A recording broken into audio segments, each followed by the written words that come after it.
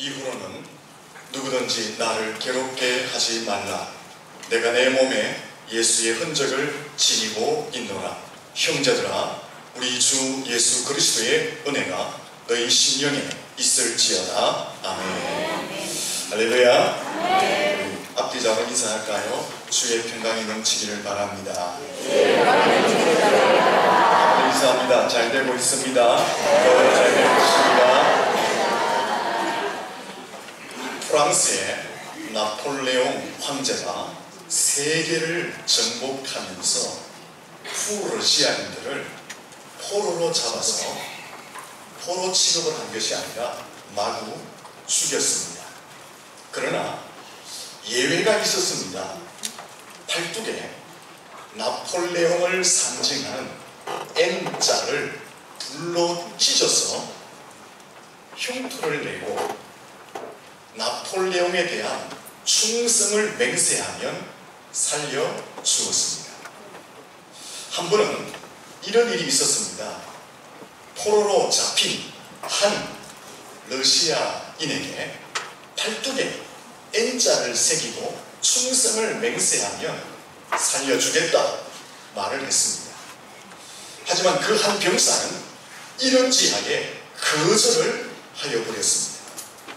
하지만 프랑스군은 강제로 그의 말뚝에다가 N자를 새겨버렸습니다. 그 러시아인은 자신의 팔뚝을 잘라버리면서 이렇게 말을 합니다. 나는 러시아 군인이다. 나는 죽어도 나폴레옹을 섬길 수가 없다.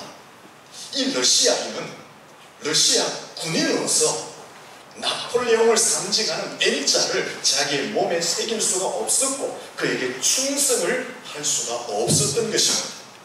러시아인으로서, 러시아 군인으로서 엄청난 자부와 긍지심을 가지고 있었던 것입니다. 성도들은 예수 그리스도의 십자가에 피 흘려 죽으심으로 말미암아 죄사함을 받은 하나님의 거룩한 백성들입니다. 예수님의 종이고 십자가의 군사들입니다.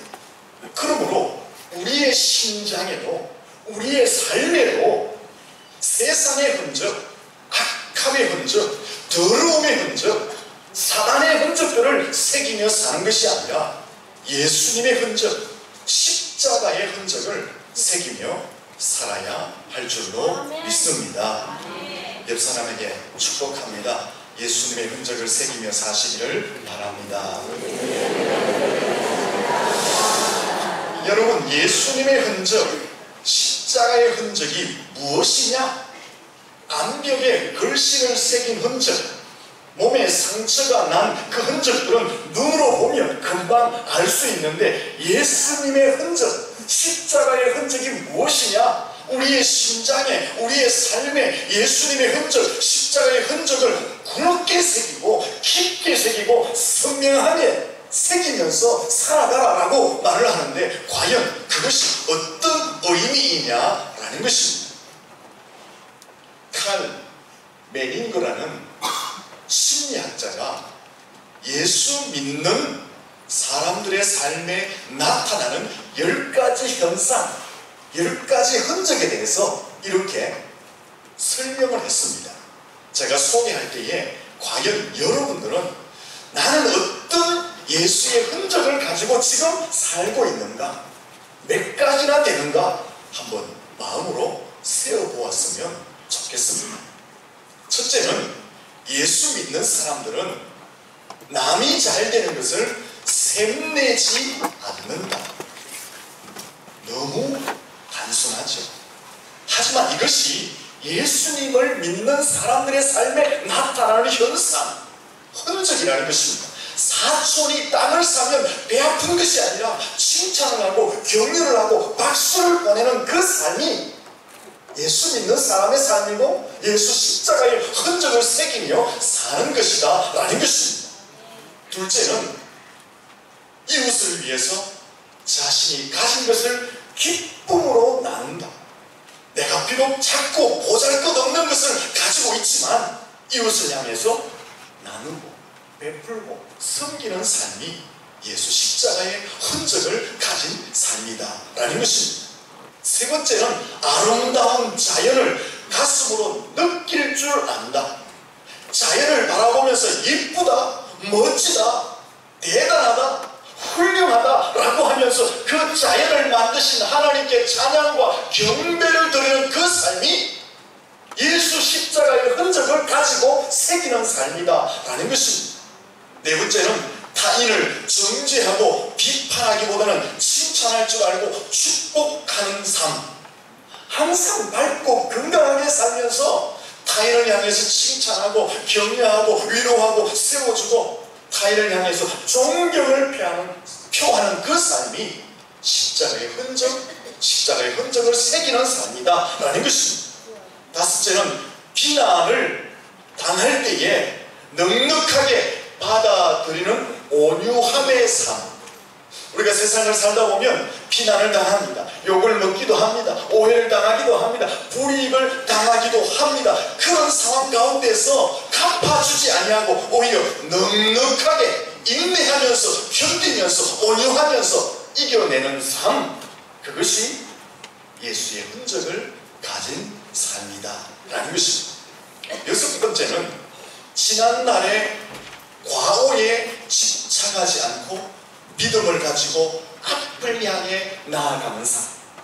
우리가 실수할 수 있고 실패할 수 있고 넘어질 수 있고 쓰러질 수 있는데 그것 때문에 좌절하고 절망하여서 포기하는 것이 아니라 믿음을 가지고 내가 실수하고 내가 쓰러졌다 할지라도 앞으로 계속 전진해 가는 삶, 그것이 십자가의 흔적을 가진 삶이다 라는 것입니다. 일곱 번째는요, 식사할 때에 밥을 먹을 때에 진심으로 감사하는 삶. 하나님께서 내게 일용할 양식을 주심에 대해서 그 밥상 앞에서 진심으로 하나님 감사합니다, 그 감사에 고백하는 것, 그것도 십자가의 흔적을 가진 삶이다 라는 것입니다.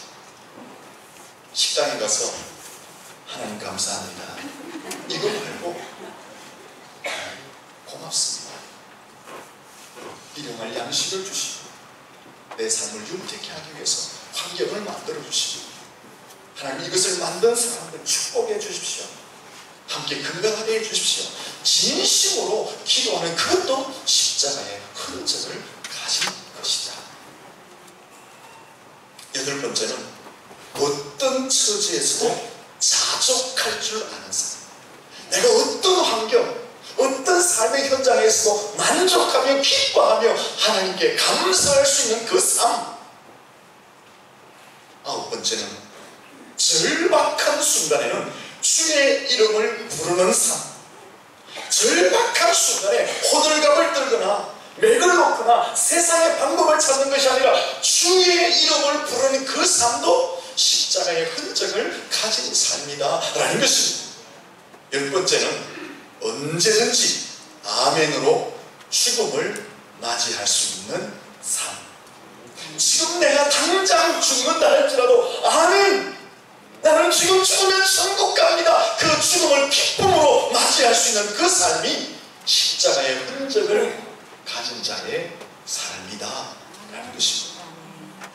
혹시 여러분 중에 10가지 다 해당되시는 분 계십니까? 손을 한번 들어주십시오. 다 있으면 저는 항상 보내줍니다. 일찍. 항상 일찍 보내고 싶은데 아무도 없더라고요. 여러분, 단편적으로 10가지를 이분이 예를 들었지만 아주 우리의 삶에 평범하게 있는 것들입니다. 이런 것들이 많이 우리의 삶에 일어나고 있으면 십자가의 흔적이 깊게 굵게 선명하게 새겨져 있는 것이고, 이런 것이 우리의 삶에 부족하다면 아직도 우리는 희미한 예수의 흔적을, 십자가의 흔적을 가진 사람에 불과하다라는 것입니다. 우리가 예수를 믿고 교회를 다닌다고 하루아침에 깊은 굵은 선명한 십자가의 흔적을, 예수의 흔적을 새기는 것은 아닙니다. 날마다 성령 안에서 매일매일 말씀을 읽고 듣고 지키며 선한 일을 하는 그 삶 가운데서 우리의 흔적들은 더 깊이, 더 굵게, 더 선명하게 새겨지게 되는 것입니다. 여러분의 매일의 삶에 십자가의 흔적을 깊이 새기는 삶을 살 수 있기를 예수님 이름으로 축원합니다. 한 번 더 축복할까요? 십자가의 흔적을 깊이 새기면서 합시다. 오늘 본문에도 보시면 사도 바울은 예수의 흔적을 가졌다라고 고백합니다. 17절 말씀 우리 같이 한번 읽어보겠습니다. 같이 읽습니다. 이후로는 누구든지 나를 괴롭게 하지 말라. 내가 내 몸에 예수의 흔적을 지니고 있노라. 아멘. 이 본문의 흔적이라는 것은 스티그마타라는 것인데, 우리 옷이나 식탁에 흘려진 자국들은 쉽게 지울 수 있잖아요. 그런 흔적이 아니라 소나 말 등 가축의 엉덩이에 시뻘겋게 인두를 가지고 낙인을 찍는 그 흔적, 그것을 본문에서 말하는 흔적이라고 말을 하는 것입니다. 근데 이 본문에서 말하는 흔적은 보통 소나 말이나 이런 엉덩이에다가 인두를 가지고 주민의 소유를 표시하기 위해서 낙인을 찍는데, 옛날에는 이 사람의 몸에도 이런 낙인을 찍었습니다. 주로 제수들, 전쟁의 포로들, 노예들, 탈영자들, 빛을 갚지 못하는 사람들에게도 낙인을 찍었습니다. 우리나라에도 얼굴이나 몸에 낙인을 찍는 그런 아픈 역사가 있지 않습니까? 낙인이 찍히면요, 사람도 노예가 되어 주인의 소유물이 되는 것입니다. 낙인이 찍히면요, 주인의 소유물이 되어서 짐승과 같이 인권과 권리와 자유가 박탈당하여 버립니다. 낙인이 찍히면요, 법적으로 재산이 되어서 양도할 수 있고 매매할 수 있는 물건이 되고 마는 것입니다. 그래서 낙인이 찍힌 사람을 보고 말할 줄 아는 도구, 생명이 있는 도구, 이렇게 말하면서 가축 취급했습니다. 낙인이 찍히면 주인이 어떤 종류의 노동을 시켜도 그게 대꾸하지 않고 또 대가를 말하지 않고 절대로 순종해야 했습니다. 오늘 본문에 사도 바울이 바로 그 흔적, 그 낙인이 나에게 찍혀있다.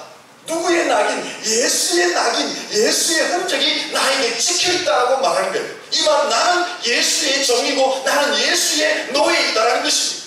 나는 예수님께 내 인생을 전폭적으로 맡겼다라고 사도 바울은 이야기하고 있는 것입니다. 사도행전 9장에 보면 이 사도 바울이 되기 전에 사울이었잖아요. 사울 때에 예수를 반대하고 교회를 핍박하고 성도를 잡아 색출하여서 받게 했습니다. 역시 다메섹 도상에 있는 예수 믿는 사람들을 잡아서 옥에 가두려고 올라가는 중에 호련히 하늘로부터 밝은 빛이 자기 몸에 쪼이게 되고, 그로 인하여서 부활하신 예수님을 만나게 됩니다. 그 부활하신 예수님을 만나는 그 순간에 예수님의 흔적을 가지게 되고 십자가의 흔적을 가지게 됩니다. 그 이후에 바울의 삶은 예수의 흔적을 깊고 굵고 선명하게 새기는 삶을 계속해서 살아가게 됩니다. 고린도후서 1장 8절에서 9절을 보면 아시아에서 당한 환난을 이렇게 고백했습니다. 힘에 겹도록 심한 고난을 받아 살 소망까지 끊어지고 우리 자신은 사형 선고를 받은 줄 아노라. 예수 위에서 복음 위에서 살다가 사형 선고를 받는 죽음의 흔적을 가졌다라고 사도 바울이 고백하고 있는 것입니다. 고린도후서 1장 11장 23절에서 28절에 보면은 이렇게 고백합니다.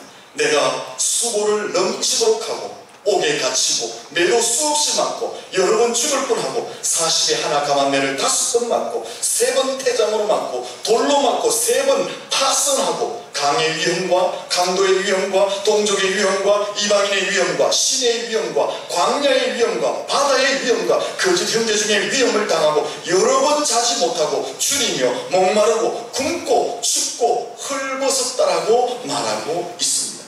누구를 위해서? 무엇 때문에? 예수님 때문에, 복음 때문에 엄청난 고난과 핍박을 당한 흔적을 가졌다라고 사도 바울이 고백하고 있는 것입니다. 골로새서 1장 24절에 보면 바울은 결정적인 선언을 합니다.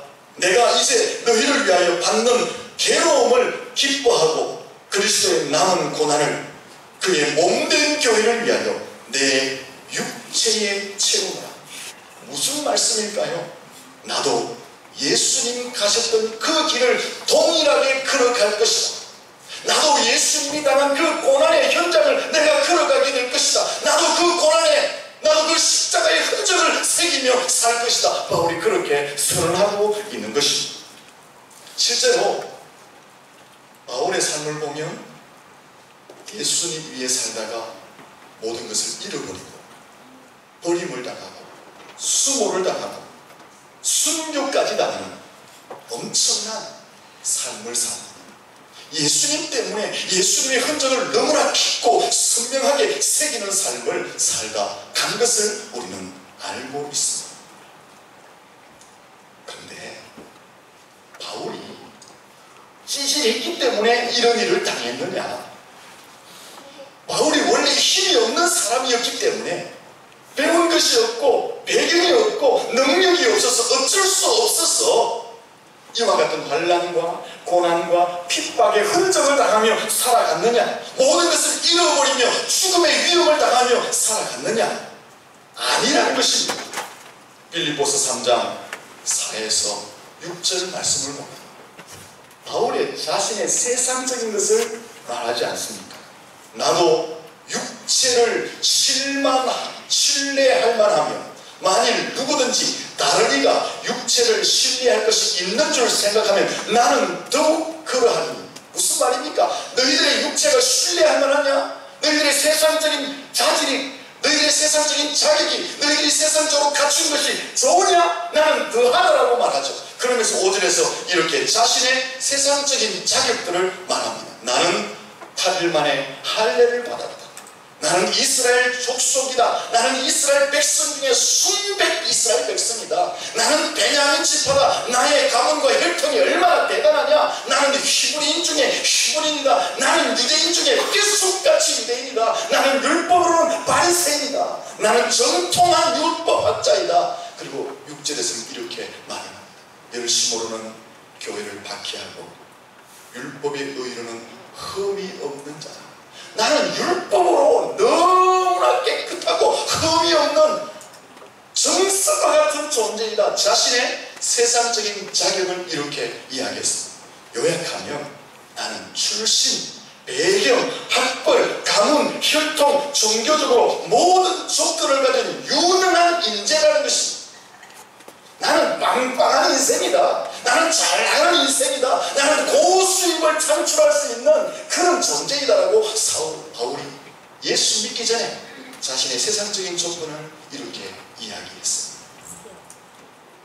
사실 바울이 이런 육체적이고 세상적인 조건을 가지고 예수를 거부했다면요, 예수를 믿지 않았다면요, 그는 세상적으로 성공하고 출세했을 것입니다. 바울은 빌립보서 3장 7절에서 예수를 만난 다음에 그 모든 것을 이렇게 취급한다고 고백합니다. 그러나 무엇이든지 내게 유익하는 것을 내가 그리스도를 위하여 다 해로 여길 뿐더러 8절에서는 이런 고백을 합니다.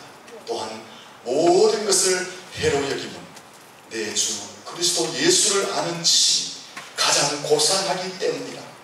내가 그를 위하여 모든 것을 잃어버리고 배설물로 여기면 그리스도를 얻고. 사도 바울은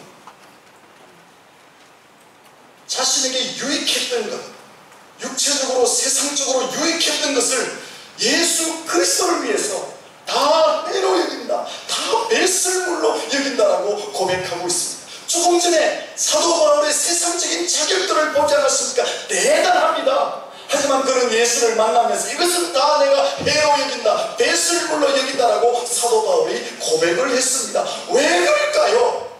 내가 예수를 만나보니까, 내가 예수 안에 들어가 보니까 예수를 아는 지식이 가장 고상하기 때문에, 내가 예수를 얻어보니까 예수를 얻는 유익이 너무나 소중하기 때문에 내가 세상에서 알았던 모든 것은 다 해로 여기고 배설물로 여긴다, 그렇게 고백하는 것입니다. 좀 설명해보면, 예수 안에 있어 보니까 세상적인 지식과 과학과 논리와 철학과 사상으로 모든 것을 다 동원해도 깨달을 수 없는 영원한 진리, 영원한 길, 영원한 생명을 알 수 있기 때문에 나는 세상 것을 배설물로 여긴다라고 고백한 것입니다. 예수 안에 돌아보니까 세상의 금은보화, 세상의 힘, 세상의 권력, 세상의 명예로 얻을 수 없는 영원한 생명, 영원한 천국, 영원한 안식과 평안을 얻을 수 있기 때문에 나는 세상 것을 다 해로 여기고 배설물로 여긴다라고 사도 바울이 고백한 것입니다. 사도 바울은요, 세상의 모든 것을 잃어버려도 예수님 얻는 것을 가장 고상하고 가장 유익한 것으로 알았습니다. 왜? 세상의 모든 것을 동원하고 세상의 모든 것을 얻는 것보다 예수를 얻는 것이 가장 가치 있고 가장 유익한 것을 깨달았기 때문에 그런 예수 그리스도를 얻는 것을 가장 기쁘게 여긴 줄로 믿습니다. 근데 바울은 또 이렇게 고백하거든요. 나는 이것이 영광스럽다, 나는 이것이 자랑스럽다, 나는 이것이 기쁘다, 그렇게 고백을 합니다. 무슨 말이죠? 예수님 때문에 모든 것을 잃어버린 것, 예수님 때문에 버림받는 것, 예수님 때문에 수모를 당하는 것, 예수님 때문에 매 맞고 옥에 갇히는 것, 죽음의 위험을 당하는 것, 고난당하는 것, 핍박당하는 것,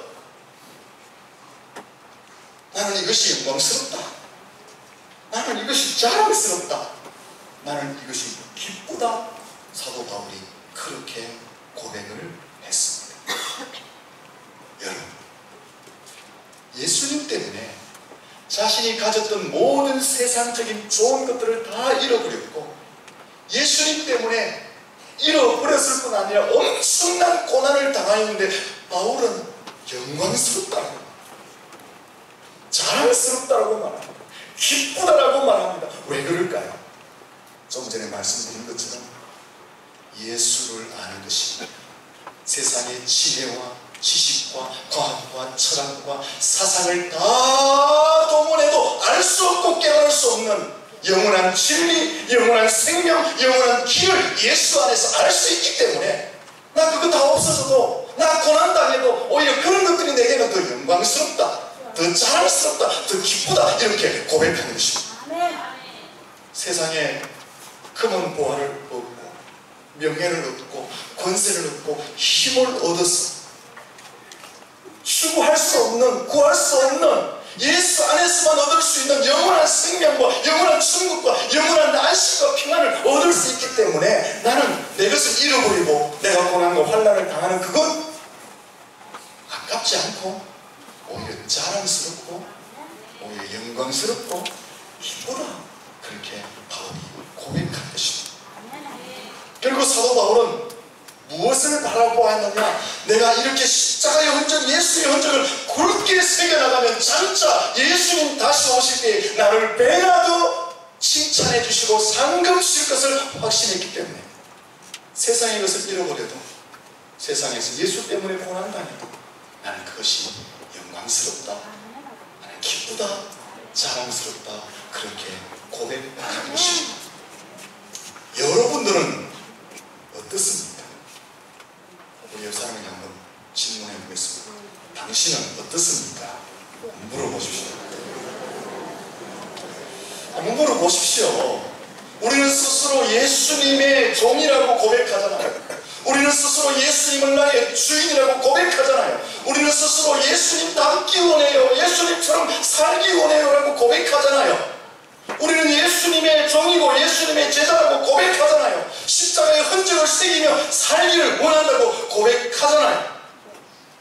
그렇다면 우리도 예수님 때문에 손해보는 것, 예수님 때문에 불이익당하는 것, 낮아지고 고난당하는 것, 억울한 일 당하는 것 어떻게 여겨야 됩니까?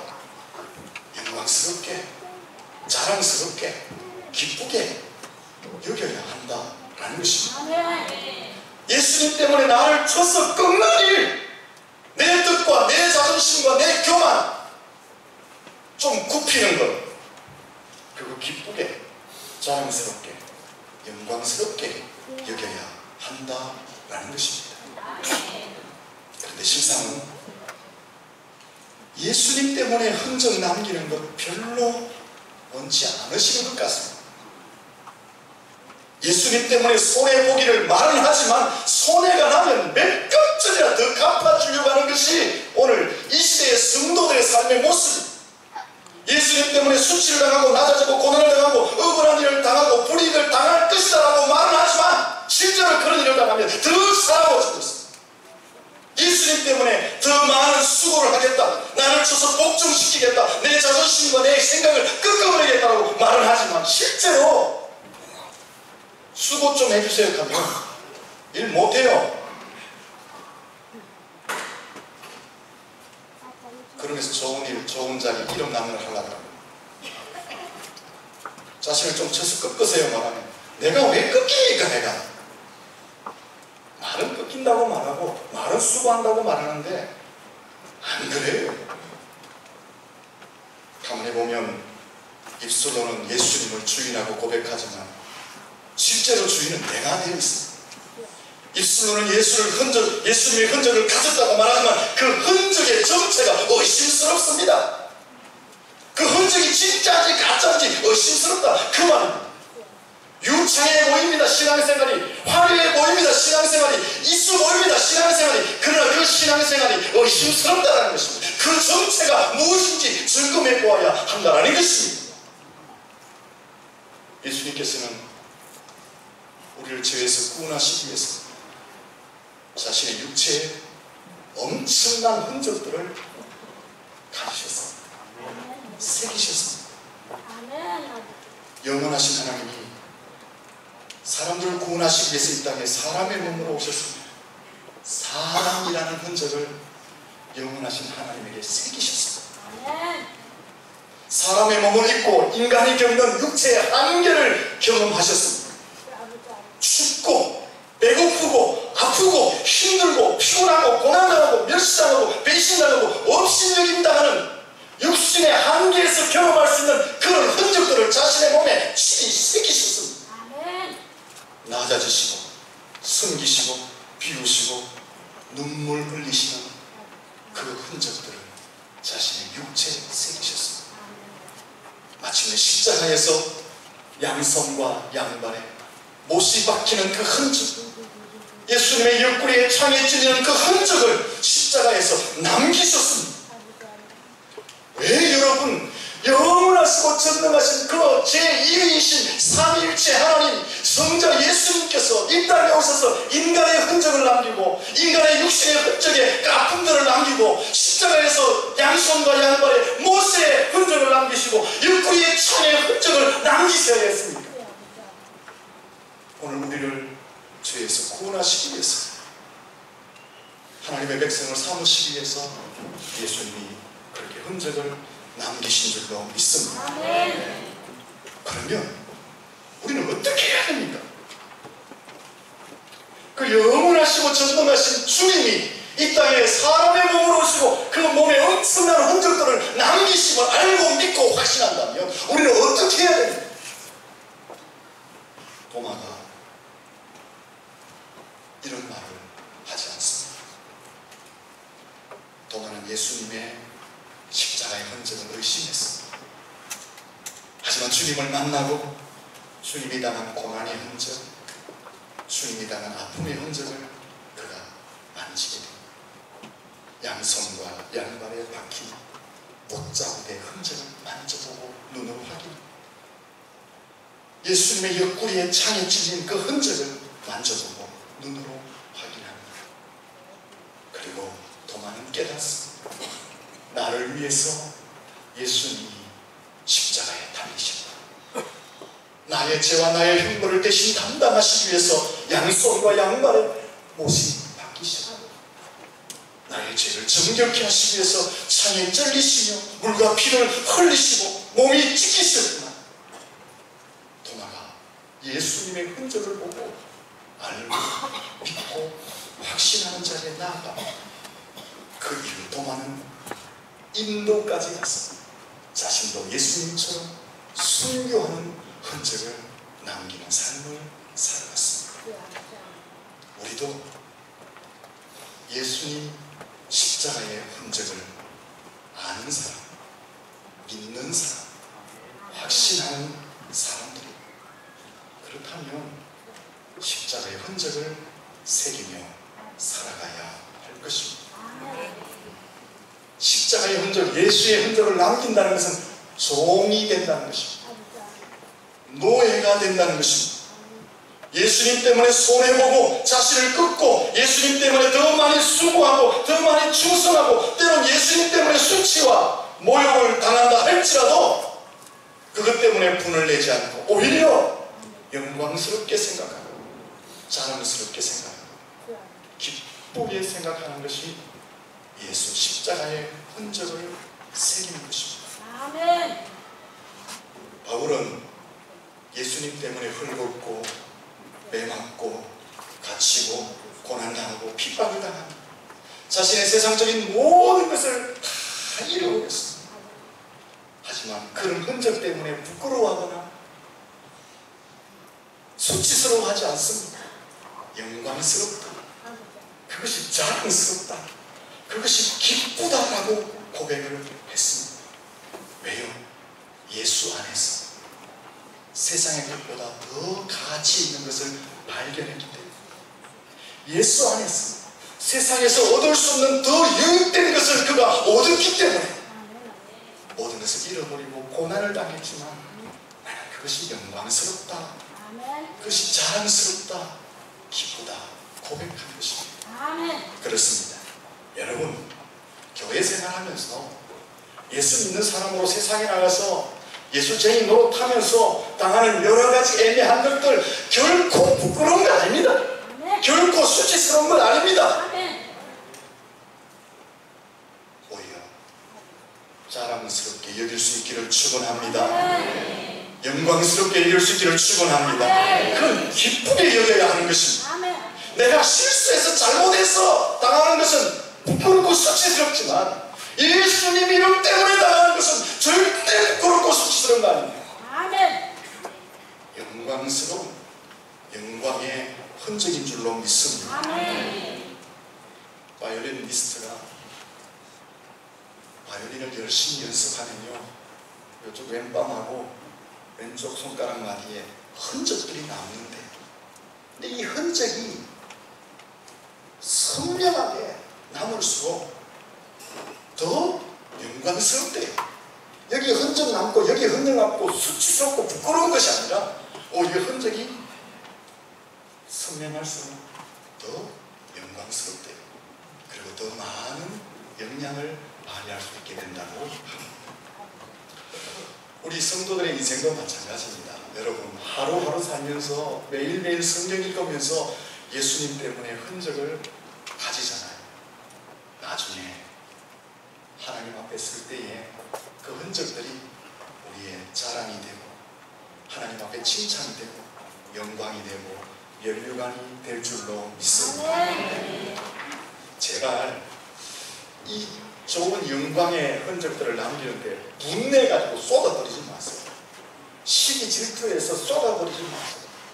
아 내가 지금 예수님 때문에 영광의 흔적을 남기는구나 여기시고 우리가 기뻐하는 것을 받아들이셔야 하는 것입니다. 예수님이 사람의 흔적을 남기신 같이 우리도 예수님을 따라서 예수님의 흔적을 새기시며 살아가시고 지금 말고 지금도 하나님 보내주시겠지만 나중에 하나님 나라 가면 하나님이 너 잘했다. 그때 너 정말 잘 참았다. 그때 네가 그거 잘 새겼다. 내가 너를 안다. 그 하나님의 인정함, 하나님의 매나 칭찬함을 받을 수 있기를 예수님 이름으로 축원합니다. 기도하겠습니다.